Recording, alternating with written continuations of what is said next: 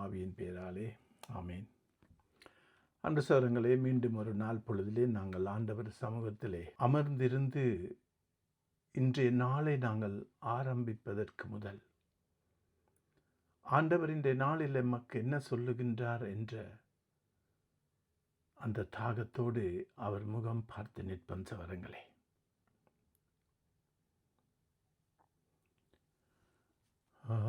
ஆவியினால்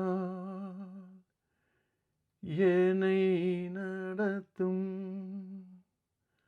பாவியனை வழி நடத்தும். ஆவியினால்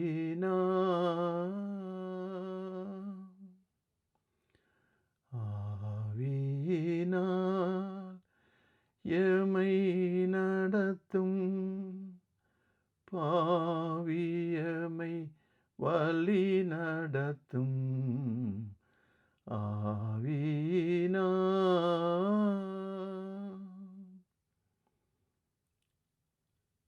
அன்பான தேவனே, அப்பா, இதோ அதிகாலையில் நமக்கு உயிர் மூச்சை கொடுத்து எழுப்பினவர் நீர். இன்றைய நாளிலும் உம் குரல் கேட்டு உம் வார்த்தைக்கு செவிமடுத்து எங்கள் வாழ்வை ஆரம்பிக்க உம் பாதத்தில் அமர்ந்திருக்கின்றோம். எம்மோடு பேசும் ஆண்டவரே, உம் குரல் கேட்க தாகத்தோடு நிற்கின்றோம். இயேசு கிறிஸ்துவின் இனிய நாமத்திலே ஆமேன். அன்பு சகோதரங்களே, கிறிஸ்தவர்களாகிய எமது வாழ்வு நாம் எப்படியும் வாழலாம் என்று வாழ முடியாது சகோதரங்களே. நாம் இப்படிதான் வாழ வேண்டும் என்று இருக்கின்றது. காரணம், எங்கள் வாழ்விலே நாங்கள் செய்வதெல்லாம் என் ஆண்டவரின் திருவுளத்திற்கு ஏற்ப இருக்க வேண்டும். அவருடைய திட்டத்திற்கு அமைய இருக்க வேண்டும். எல்லாவற்றுக்கு மேலாக இன்றைய நாள் என் வாழ்வு என் ஆண்டவரை மகிமைப்படுத்துகிறதா இருக்க வேண்டும். ஆண்டவரை நாங்கள் மகிமைப்படுத்துவதா இருந்தால் சகோதரனே, சகோதரியே, அவர் விரும்புகிற வாழ்வு நாங்கள் வாழ்வதன் மூலமாகத்தான் அதை செய்ய முடியும். என்னப்படி வாழ்ந்து எமது திட்டத்தின்படி ஓடி நாங்கள் நினைத்ததை செய்து எங்களுக்கு எது வேணுமோ, எப்படி வாழ வேணுமோ, எப்படியும் வாழலாம் என்று வாழ்வதன் மூலமாய் எங்கள் ஆண்டவரை நாங்கள் மகிமைப்படுத்த முடியாது. ஆகவே அன்பு சகோதரனே, சகோதரியே, ஆண்டவர் எங்கள் மீது அன்புள்ளவர், எங்கள் மீது இரக்கம் உள்ளவர். எங்களுக்கு இன்றைய நாளில் உயிர் மூச்சை கொடுத்து அவரை எழுப்பியது எம்மை தனது திட்டத்திற்கு ஏற்ப வழி நடத்த. தனது திட்டம் ஒன்று இருக்கின்றது. அவர் எங்களுக்கு ஒரு திட்டத்தை வைத்திருக்கின்றார். எரேமியா தீர்க்கதரிசி புத்தகம் 29ஆம் அதிகாரம் 11வது வசனம் சொல்லுகிறது. ஆண்டவர் சொல்லுகிறாரு, உங்களுக்காக நான் வகுத்திருக்கும் திட்டம் எனக்கு தெரியாதென்று. அது உங்களுக்கு வளமான ஒரு எதிர்காலத்தை கொடுக்கிற அழகான ஒரு திட்டம் என்று சொல்லுகிறார். அன்பு சகோதரி, சகோதரியே, இன்று நான் என் ஆண்டவரின் திட்டம் என்ன என்று அறிந்து அவர் எனக்காக வைத்திருக்கிற அந்த ஆசீர்வாதமான வளமான அந்த திட்டத்தின்படி என் வாழ்வை நடத்த நாங்கள் எங்களை அர்ப்பணிப்போம் சகோதரங்களே. எங்களுடைய சொந்த விருப்பங்கள் இருக்கும், எங்களுடைய சொந்த திட்டங்கள் இருக்கும், எதிர்பார்ப்பு இருக்கும்.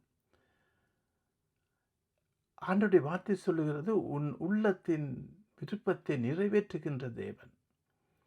எங்களுடைய விருப்பம், எங்களுடைய திட்டம், எங்களுடைய எதிர்பார்ப்பு எதுவாக இருந்தாலும் எல்லாவற்றையும் அனைத்தையும் அதிகாலையில் ஒவ்வொரு நாளும் அவருடைய பாதத்தில் அமர்ந்து அவரிடம் நாங்கள் சமர்ப்பித்த, அப்பா, எனது விருப்பம் எதுவாக இருக்கின்றது, நான் இப்படி ஒரு திட்டம் வைத்திருக்கிறேன் ஆண்டவரே, எனக்குள் இப்படி ஒரு எதிர்பார்ப்பு இருக்கு ஆண்டவரே.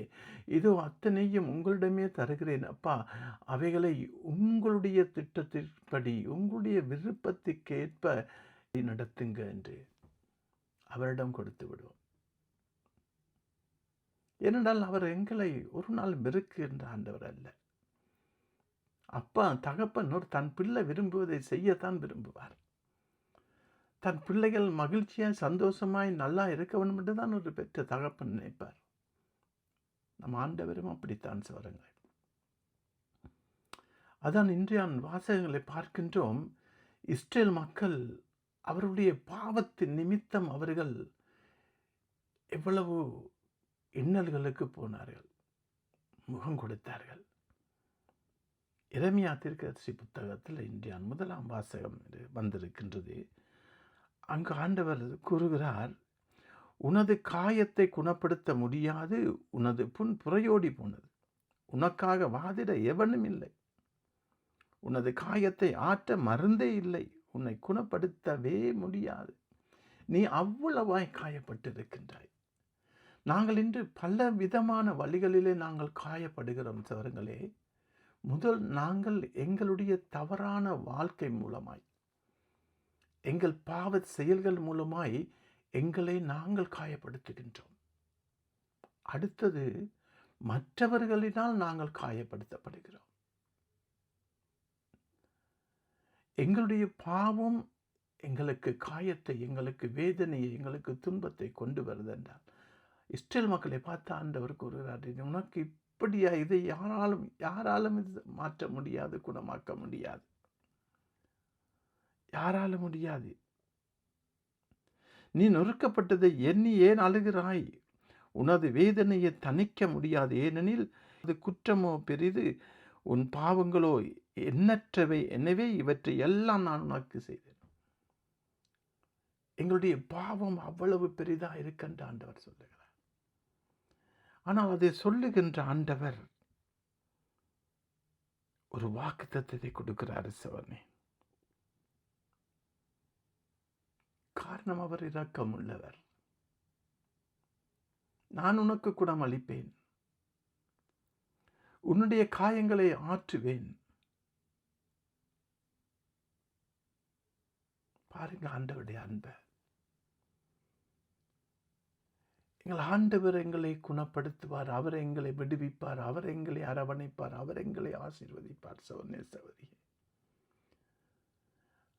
ஆண்டவர் என் வாழ்வில் செயல்பட அந்த அவருடைய பேரிரக்கமும் கருணையும் பரிவும் நான் நிறைவாய் என் வாழ்விலே காண வேண்டும் என்றால், நான் என் ஆண்டவர் பக்கம் திரும்ப வேண்டும். என் வாழ்வு உண்மை உள்ளதா இருக்க வேண்டும். நற்செய்தி வாசகத்திலே இப்படியா சொல்லுகிறார் ஆண்டவர். விட்டுவிடுங்க, அவர்கள் குருட்டு வழிகாட்டிகள். பார்வையற்ற ஒருவருக்கு எப்படி வழிகாட்ட முடியும், எப்படி வழி நடத்த முடியும்? அவர்கள் வழி நடத்தினால் இருவரும் சேர்ந்து குழிக்குள்ளே விழுந்து விடுவார்கள். அன்பு சகோதரி சகோதரியே, ஆரம்பத்தில் பார்த்து நாங்கள் 2 விதங்களிலே காயப்படும். ஒன்று, எங்களுடைய சொந்த பாவத்தின் நிமித்தம், தவறான வாழ்க்கை நிமித்தம், தவறான தீர்மானங்களை எடுப்பதன் நிமித்தம், தந்தையின் திருவுளத்தை அறியாமல் நாங்கள் எங்கள் என்னப்படி நாங்கள் காரியங்களை, எங்களது திட்டத்தை, நாங்கள் ஒரு திட்டத்தை போட்டுக்கொண்டு நாங்கள் காரியங்களை செய்ய வெளிக்கிடுகிற பொழுது நாங்கள் கஷ்டத்திலே ஆபத்தில் விழுந்து விடுகிறோம். அந்த பாவம் எங்களை காயப்படுத்துகின்றது, நாங்கள் காயப்பட்டு போகிறோம். ஆண்டவரும் விட்டு விடுகிறார். ஆண்டவர் எங்களுக்கு சுதந்திரம் கொடுத்திருக்கிறார், எது நல்லது எது சரியோ அதை தீர்மானிப்பதற்கு. ஆகவே இன்று அதிகாலையிலே, இன்றைய நாளிலே நான் என்ன வாழ்க்கை, எப்படிப்பட்ட வாழ்க்கை வாழப் போகிறேன்? என் தந்தைக்கு, என் அப்பாவுக்கு, என் ஆண்டவருக்கு நான் இடம் கொடுத்து அவருடைய திருவுளத்தை அறிந்து அவர் என்னை வழி நடத்த நான் இடம் கொடுக்க போகின்றேனா? அல்லது மாறாக என் என்னப்படி சென்று நான் இன்னும் என் வாழ்வை துன்பத்திலும் கஷ்டங்களுக்குள்ளும், இன்னும் என் பாவத்தின் நிமித்தம் நான் இன்னும் காயப்பட்டு நொறுக்கப்பட்ட ஒரு நிலைக்கு நான் முகம் கொடுக்க என்னை இட்டு செல்ல போகின்றேனா? ஆண்டவர் நான் சொல்கிற போல, வாய்க்குள் இருந்து வெளியில் வருவது தான் மற்ற, உள்ளுக்கு போகிறது தீட்டுப்படுத்தாது, எனக்குள் இருந்து வெளியே போகிறது மற்ற தீட்டுப்படுது. இது பரிசேயருக்கு பெரிய கஷ்டமாக போயிட்டது. சரி சொல்ல ஆண்டவரே, பரிசேயர்களுக்கு இது பெரும் மனவேதனையை கொடுத்தது என்று உங்களுக்கு தெரியாது. ஆண்டவர் சொல்ல, அவங்கள விட்டு விடுங்க, அவங்கள விட்டு விடுங்க. ஒரு குருடன் எப்படி ஒரு குருடனுக்கு வழிகாட்ட முடியும்? எப்படி வழிகாட்ட முடியும்? அப்படி வழிகாட்டினா 2 பேரும் குழிக்குள் விழுந்து விடுவார்கள். இன்று எங்களுடைய வாழ்க்கையை பாருங்க சகோதரர்களே, நாங்கள் இந்த ஆண்டவருக்குள்ள பிள்ளைகள், ஆண்டவரின் ஆவிக்குள்ளே வழிநடத்தப்பட்ட பிள்ளைகள், ஆண்டவரின் திருவுளம் அறிந்து அவருடைய வழிநடத்திலே நாங்கள் செல்லுகின்றோம் என்றால் நாங்கள் பார்வை பெற்றவர்களாக இருப்போம். யார் ஒருவர் இருளுக்குள் இருக்கிறாரோ அவர் குருடராக இருக்கிறார். அவருக்கு பாதை தெரியாது. பாவத்தில் இருக்கிறவன் எப்பொழுதும் அவன் இருளுக்குள்ளே இருக்கின்றான். அவன் பார்வையற்றவனாய் இருக்கின்றான். உலகத்தின் பார்வையிலே அவனுக்கு தனக்கு எல்லாம் இருப்பது போல காட்டிக்கொள்வான். ஆனால் அவன் பார்வையற்றவனாய் இருக்கின்றான். திருவெளிப்பாடு 3ஆம் அதிகாரத்திலே ஆண்டவர் சொல்லுவது போல், குளிர்ச்சியாகவும் இல்லை சூடாகவும் இல்லை, நீ குளிர்ச்சியாக சூடாக இருந்திருந்தால் எவ்வளவு நலமாயிருந்திருக்கும். இவ்வாறு நீ குளிர்ச்சியாக சூடாக இல்லாமல் இருப்பதனால் நான் வெதுவெதுப்பாய் இருப்பதால் என் வாயிலிருந்து உன்னை கக்கி விடுவேன். எனக்கு செல்வம் உண்டு, வளமை உண்டு, எக்குறையும் இல்லை, ஒரு குறையும் இல்லை என நீ சொல்லிக் கொள்கிறாய். ஆனால் நீ இழிந்த இறங்கத்தக்க வறிய பார்வையற்ற ஆடையற்ற நிலையில் இருக்கிறாய் என்பது உனக்கு தெரியல. ஆகவே நீ செல்வம் பெறும் பொருட்டு புடம்போட்ட பொன்னையும் ஆடையின்றி வெட்கி நிற்கும் உன் நிலையை பிறர் காணாதபடியும் அணிந்து கொள்ள வெண்ணாடையையும் நீ பார்வை பெறும் பொருட்டு உன் கண்களில் தடவிக்கொள்ள மருந்தையும் என்னிடம் விலைக்கு வாங்கிக் கொள்ளு.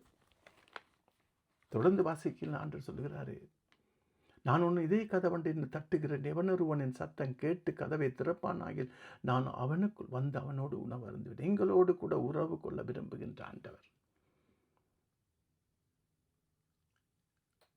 எங்கள் மீது இரக்கம் வைத்திருக்கிறது. ஒரு பார்வையற்றவன் இன்னொரு பார்வையற்றவனுக்கு வழிகாட்ட முடியாதே. ஆகவே நான் பார்வை உள்ளவனாய் மாற வேண்டும். நான் ஒளியை உடையவனாய் இருக்க வேண்டும். நான் ஆவியின் கண்களுடையவனாய் இருக்க வேண்டும். ஆவியின் கண்களை உடைய என் வாழ்வு நான் ஒளியை பெறுவது மாத்திரமல்ல, நான் பார்வையுடையவனாய் இருப்பது மாத்திரமல்ல, மற்றவர்களையும் வெளிச்சத்தில் வழிநடத்தக்கூடியவர்களாயிருப்போம்.